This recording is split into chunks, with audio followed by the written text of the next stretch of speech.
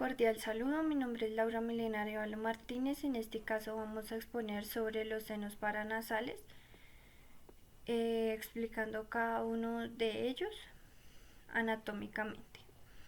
Los senos paranasales son cavidades óseas llenas de aire ubicadas alrededor de la cavidad nasal. Su función principal es ayudar a circular el aire que entra y sale del sistema respiratorio, pero también reducir el peso del cráneo, humedecer y calentar el aire inspirado y aumentar el área de la superficie olfatoria. Todos los senos son pareados y bilaterales. Algunos incluso son simétricos y los 4 pares de senos son los senos maxilares, los senos frontales, los senos esfenoides y los senos etmoides. En este momento vamos a explicar cada uno de los senos para una mayor comprensión. Iniciamos con los senos maxilares, teniendo en cuenta que cada uno de ellos tiene diferentes paredes. Los senos maxilares tienen pared superior con órbita ósea, pared inferior con hueso alveolar del maxilar, pared medial con cavidad nasal, pared lateral y anterior con huesos cigomáticos, pared posterior con fosa pterigopalatina e infratemporal, con una irrigación de las arterias alveolar superior anterior, alveolar superior media y alveolar superior posterior, y inervación de nervios alveolar superior anterior, alveolar superior medio y alveolar superior posterior. Ahora los senos frontales. Las paredes de los senos frontales es la pared anterior, frente y arcos superciliares, pared superior y posterior con fosa craneal anterior, pared inferior con órbita ósea, pared medial con seno contralateral, con la irrigación de las arterias etmoidal anterior supraorbitaria y supratroclear, con una inervación del nervio supraorbitario, nervio supratroqueal. Ahora vamos con los senos esfenoides. Las paredes de los senos esfenoides es la pared anterior con cavidad nasal, pared superior con fosa hipoficiaria, pared inferior, nasofaringe y conducto pterigoideo, y con la irrigación de arterias etmoidal posterior y nasal lateral posterior, con una inervación del nervio etmoidal posterior. Ahora vamos con los senos etmoides. Los que acabamos de nombrar fueron los senos esfenoidales. Ahora vamos con senos etmoidales, con una pared superior de la fosa craneal anterior y hueso frontal, pared lateral con órbita ósea, pared medial con cavidad nasal, con una irrigación de las arterias etmoidales anterior y posterior, rama de la arteria oftálmica, y con una inervación de los nervios etmoides anterior y posterior. Ahora vamos a dar una explicación de cada uno de las clasificaciones de los senos paranasales. Iniciamos con senos maxilares. Los senos maxilares son los más grandes de los senos paranasales. Sus paredes delgadas suelen ser penetradas por las largas raíces de los dientes maxilares posteriores. El límite superior de este seno es la órbita ósea y el límite inferior es el hueso alveolar maxilar, y las raíces dentales correspondientes al límite medial está formado por la cavidad nasal, y los límites lateral y anterior son los huesos cigomáticos o llamados pómulos. Hay dos espacios posteriores a los senos maxilares, que son la fosa pterygopalatina y la fosa infratemporal.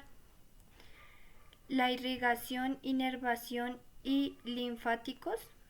La irrigación de los senos paranasales incluyen algunas contribuciones de las ramas de la arteria maxilar, la arteria alveolar superior, la arteria alveolar superior media, la arteria alveolar superior posterior, con una inervación que ocurre por medio de los ramos de los nervios alveolares superiores con los mismos nombres de las arterias.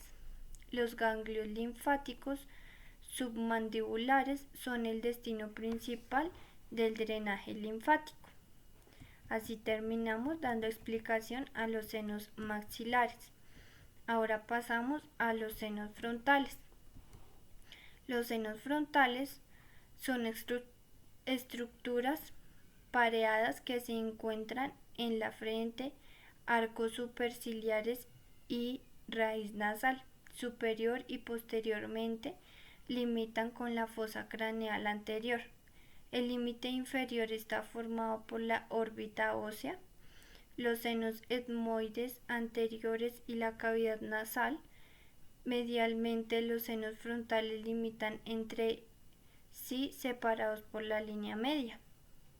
Los dos senos no son de forma idéntica y suelen estar subdesarrollados al nacer. Alcanzan su tamaño completo cerca de los 7 u 8 años de edad. Su irrigación, inervación y linfáticos son la arteria etmoidal anterior, la arteria supraorbitaria, la arteria supratroclear. La inervación de los senos frontales es el nervio oftálmico B2 par craneal, incluyendo el ramo supraorbitario y el ramo supratroclear.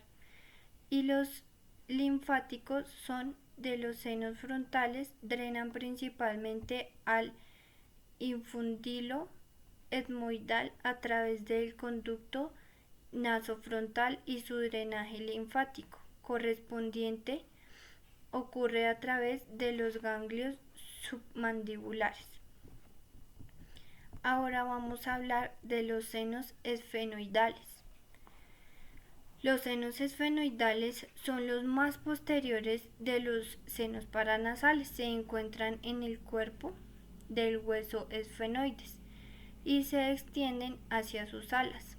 Son grandes e irregulares, al igual que su tabique. Lateralmente hay un seno cavernoso que es parte de la fosa craneal media.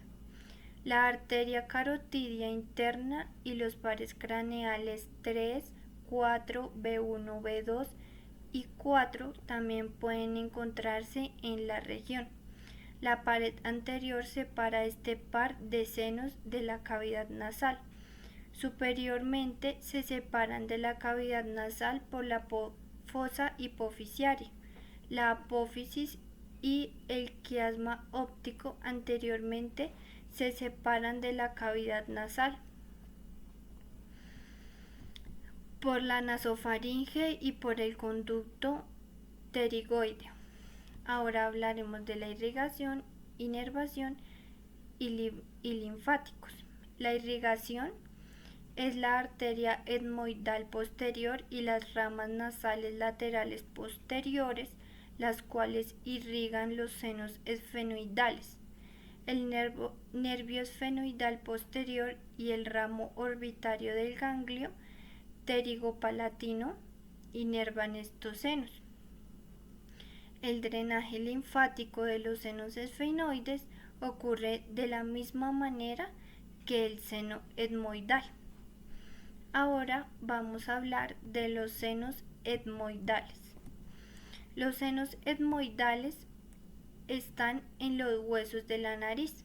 Son invaginaciones de la mucosa de los meatos nasales medio y superior, ubicados en el hueso etmoides, en los cornetes nasales. Superior a los senos etmoidales están la fosa craneal anterior y el hueso frontal. La órbita puede encontrarse lateralmente, mientras que la cavidad nasal se ubica medialmente. Estos senos son característicos porque son los únicos senos paranasales que son más complejos que una sola cavidad. A cada lado de la línea media pueden encontrarse entre 3 y 18 celdillas etmoidales.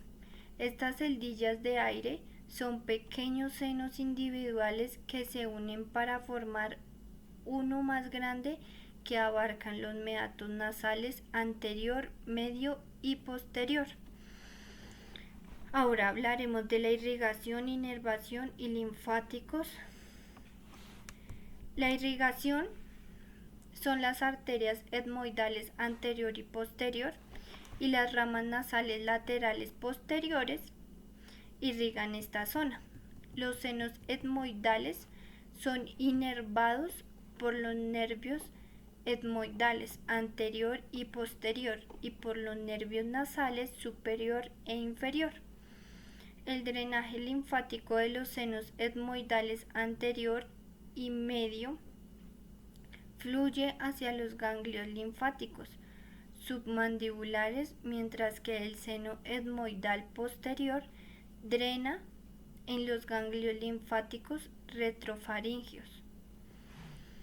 Ahora vamos a explicar cada una de las partes de los senos paranasales. Vamos a iniciar con la sección sagital.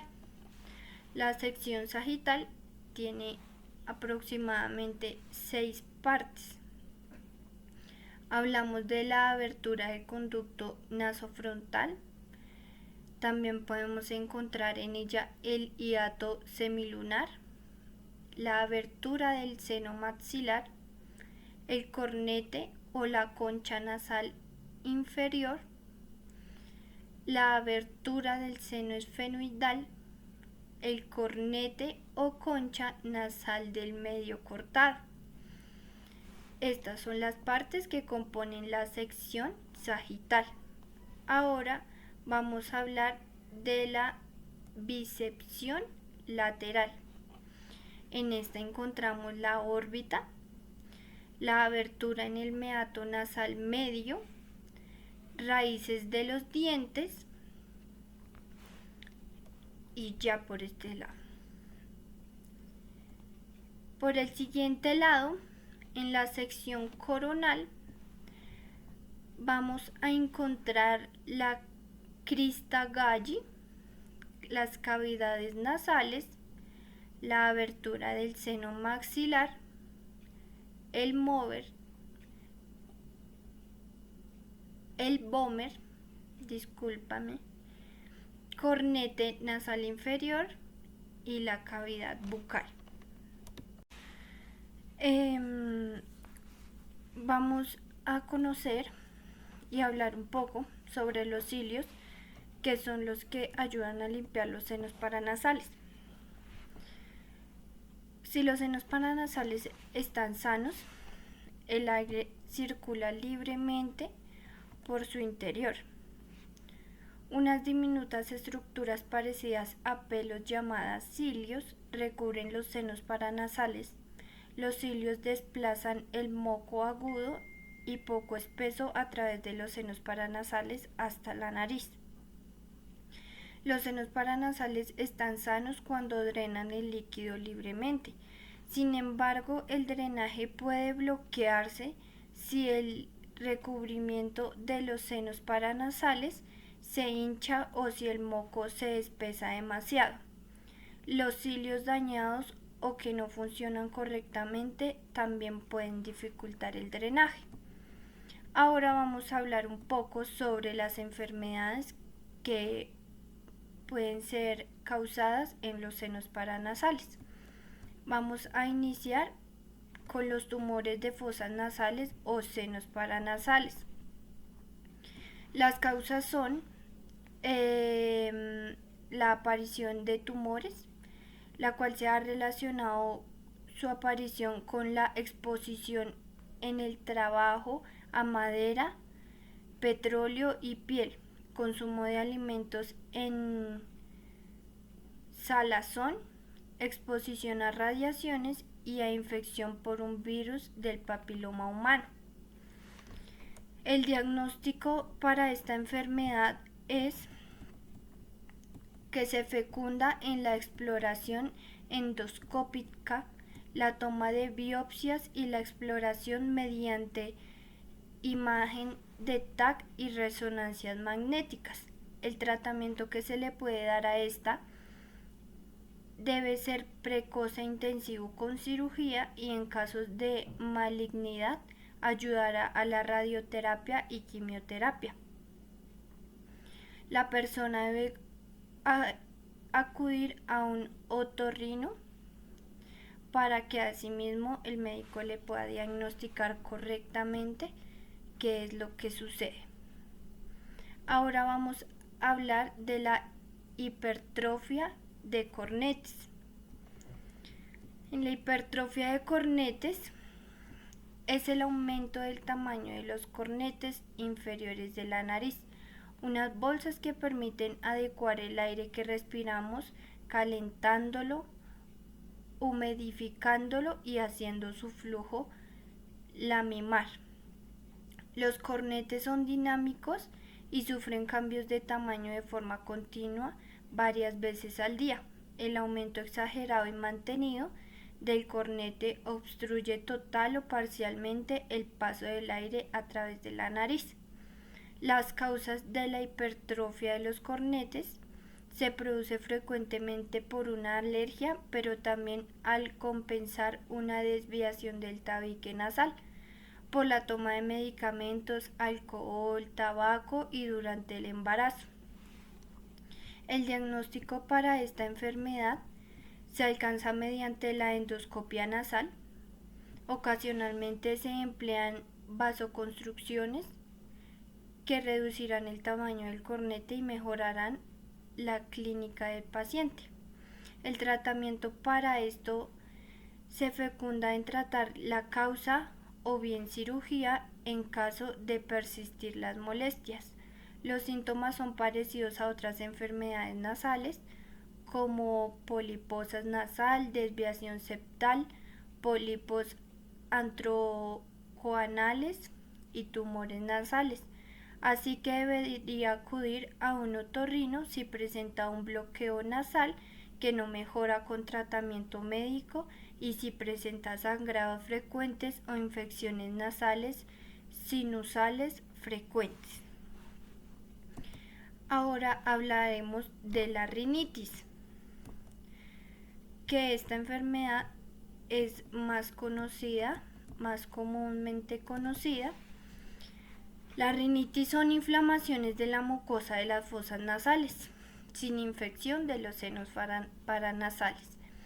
Las causas de la rinitis pueden ser alergias a infecciones, los medicamentos, alimentos o condiciones intrínsecas de la propia mucosa.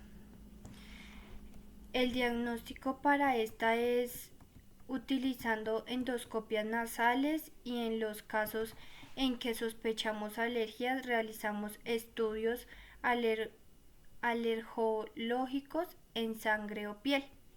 El tratamiento de la rinitis se trata con medidas de evitación, fármacos, antibióticos, corticoides, vasoconstrictores y vacunas según la causa diagnosticada. Al igual que las anteriores, también se debe acudir a un otorrino. Ahora vamos a hablar de la sinusitis.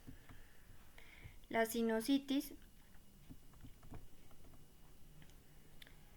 se clasifican como crónicas y agudas según durante más o menos de 8 a 12 semanas o en caso de recidiva.